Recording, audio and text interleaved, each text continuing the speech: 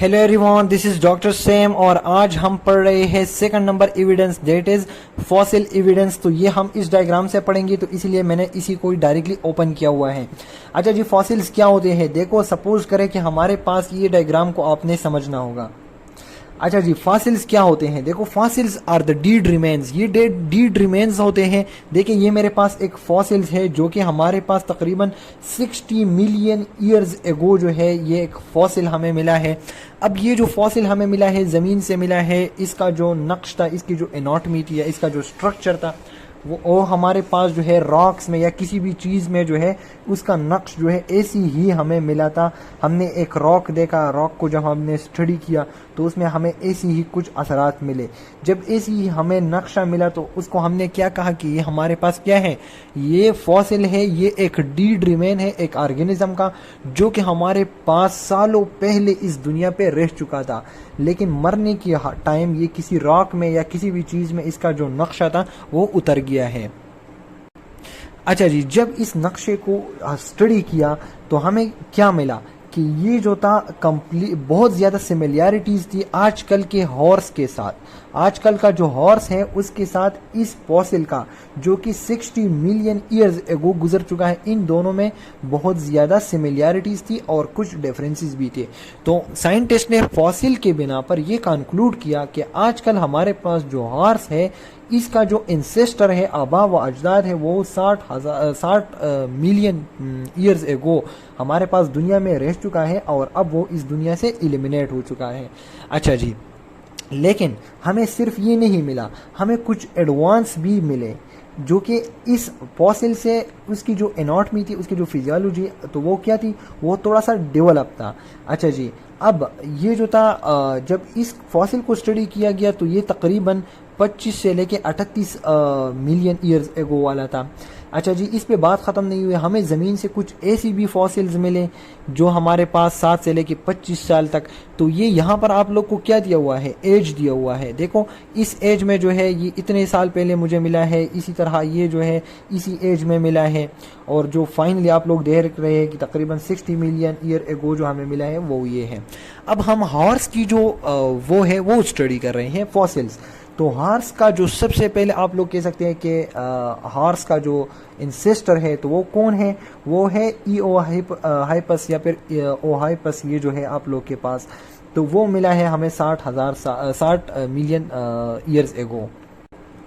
अच्छा जी, और इसको हम क्या कहते हैं, इसको हम कहते हैं डॉन हॉर्स या फिर ईओ हिपस, और ये जो है 60 मिलियन ईयर्स एगो हमें मिला है।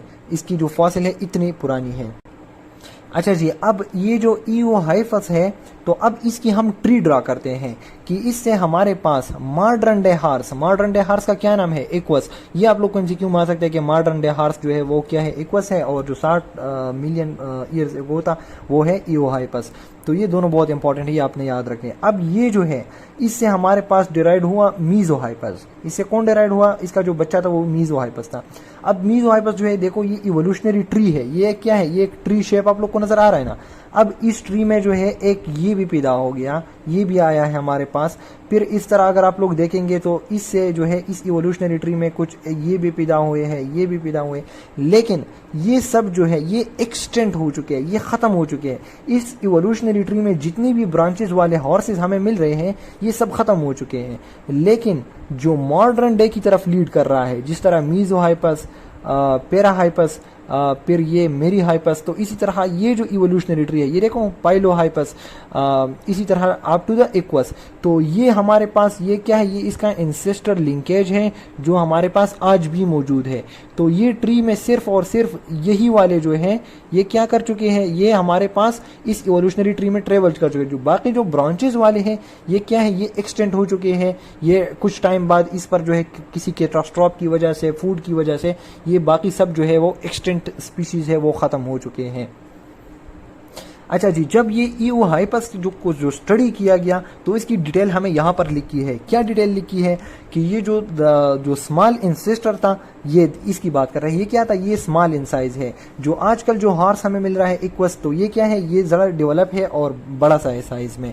अब जो इंसेस्टर था तो उसके कितने टूज थे, 4 toe in the front feet. उसमें कितने थे, 4 टूज थे, 1 2 3 4 टूज थे हमारे पास उसके फ्रंट में, and 3 in the hind feet. जबकि इसके जो पीछे वाली टांगी थी तो उसमें कितनी टूज थी हमारे पास, उसमें हमारे पास 3।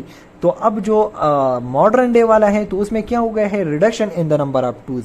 तो उसमें हमारे पास जो टूज है वो क्या हो गए हैं, रिड्यूस हो गए हैं in the modern day horse. और दूसरी कौन सी चेंजेस आई है, development of more complex teeth. और क्या हो गया है, टीथ जो है कम्प्लेक्स किस्म के हमारे पास है आजकल। और ये भी एक चेंज है कि उसमें क्या है, आजकल हमारे पास जो साइज है वो क्या हुआ है, इंक्रीज हुआ है। तो ये देखें, और फिर लिखा है आखिर में कि ऑल द स्पीशीज जो है वो क्या हो गए हैं, वो एक्सटेंट हो चुके हैं, खत्म हो चुके हैं, except the ancestral line that extend with इक्वेस। एक्सेप्ट ये लाइन जो है ये रह चुकी है, बाकी जो है वो क्या हो चुकी है, एक्सटेंट हो चुकी है, खत्म हो चुके हैं। मतलब अप टू द टाइम ये भी खत्म हो चुके हैं, ये भी खत्म हो चुके हैं। आजकल आपको इसके जो है नहीं मिलेंगे मॉडर्न डे में सिर्फ और सिर्फ आपको वही मिलेंगे जो इस लाइन पर आ चुके हैं। अच्छा जी, तो ये बात आप जरा याद रखें कि कितने टूज थे, 4 टूज इन द फ्रंट और 3 toe in the hind limb. किस चीज में, ये जो फॉसिल था 60 मिलियन ईयर्स एगो वाला। इसके बारे में बहुत सारी डिटेल लिखी है। अब जो है इन दोनों में जो सिमिलैरिटीज है तो उसके बिना पर उन्होंने क्या डिसाइड किया कि ये जो फॉसिल रिमेन है इसका, तो वो क्या है, वो ईओ हाइपस है। और हमारे पास मॉडर्न डे हॉर्स जो है वो डिराइड हुआ है इससे, ईओ हाइपस से। तो ये बात आप याद रखिए, बस इतनी मुश्किल बात नहीं है। इसी तरह जो दूसरी ऑर्गेनिज्म है, जिराफी है या फिर एलिफेंट्स है, सेवरल मोलस्क, उनकी भी इस तरह इवोल्यूशनरी ट्री ड्रा किए हुए है। और उन्होंने ये साबित किया है कि आजकल हमारे पास जितनी भी ऑर्गेनिज्म है उनका कोई ना कोई आबा व अजदाद पुराने ज़माने में गुजर चुका है। एक और एग्जांपल वो आप लोग को दे रहे हैं, अक्सर आर्कियोपेट्रिक्स का, ये बहुत ही फेमस बर्ड और उसका जो है तस्वुर की जाती है। ये आप लोग याद रखें आर्कियोपेट्रिक्स वाला, कि ये क्या है, ये द फॉसिल बर्ड है। ये हमें एक रॉक से हमें एक ये जो है रॉक था और इस रॉक के ऊपर जो था एक बर्ड का हमें नक्शा मिला, उसका जो है फॉसिल रिमेन हमें मिला और उसको हमने क्या नाम दिया, आर्कियोपेट्रिक्स। अब ये जो आर्कियोपेट्रिक्स का जो फॉसिल है और ये स्टडी किया गया, जब इसको स्टडी किया गया तो इसने अजीब सा हमें वो मिला। इसमें 2 किस्म के कैरेक्टर्स थे, एक थे रेप्टेलियन कैरेक्टर्स और एक थे avian character. Avian mean birds वाले कैरेक्टर। अब जब बर्ड्स से हमारे पास, रेप्टाइल से हमारे पास सबसे पहले जमीन पर रेंगते थे ना, रेप्टाइल जो है वो क्या करते हैं, रेप्टेलियन जमीन पर होते हैं ना। अब जब रेप्टाइल्स थे तो रेप्टाइल्स ने क्या किया, रेप्टाइल्स ने कुछ ऐसे कैरेक्टरिस्टिक्स एडॉप्ट किए जो बर्ड्स की तरह थे। मतलब कि विंग्स की डेवलपमेंट, विंग्स में जो बोन्स है, तो कुछ ऐसे कैरेक्टरिस्टिक्स रेप्टाइल ने एडॉप्ट किए जो हमारे पास किस चीज़ की तरह थे, बर्ड्स की तरह थे। और उसकी शवाहिद हमें आर्कियोपेट्रिक्स में मिली है। आर्कियोपेट्रिक्स जो बर्ड है ये फॉसिल बर्ड है। आर्कियोपेट्रिक्स क्या है, ये फॉसिल बर्ड है। इसमें रेप्टेलियन कैरेक्टरिस्टिक्स भी है और इसमें बर्ड्स की तरह भी क्या है, बर्ड्स की तरह कैरेक्टरिस्टिक्स भी है। तो इसको हम बोथ कह सकते हैं कि ये क्या है, बोथ रेप्टेलियन एंड एवियन कैरेक्टरिस्टिक्स इसमें है। और इसके बाद जो है हमारे पास क्या डिराइड हुए, बर्ड डिराइड हुए और उन्होंने फ्लाइंग स्टार्ट कर दिया, क्या चीज़, हवा में उड़ना स्टार्ट कर दिया। तो देखो रेप्टाइल से हमारे पास ये बॉर्डर लाइन बर्ड है, ये क्या है, ये बॉर्डर लाइन है। ये एक बर्ड डिराइड हुआ जिसने ये एक रेप्टाइल डिराइड हुआ जिसमें बहुत सारे बर्ड्स के कैरेक्टरिस्टिक्स है। और अब जब इसके बच्चे पैदा होने लगे, फाइनली वो क्या कर रहे थे, वो उड़ रहे थे और वो जो है कंप्लीटली डिफरेंट स्पीशी बन गई बर्ड्स की। तो बीच में कौन आ गया, आर्कियोपेट्रिक्स। तो आर्कियोपेट्रिक्स आप लोगों ने याद रखना है, ये बॉर्डर है between the reptile and birds या एवियन। तो इसीलिए इसमें दोनों कैरेक्टरिस्टिक्स है, because this is the border. तो ये चीज़ आप लोगों ने याद रखनी है। And archaeopteryx is the fossil bird, ये हमें फॉसिल से मिला है।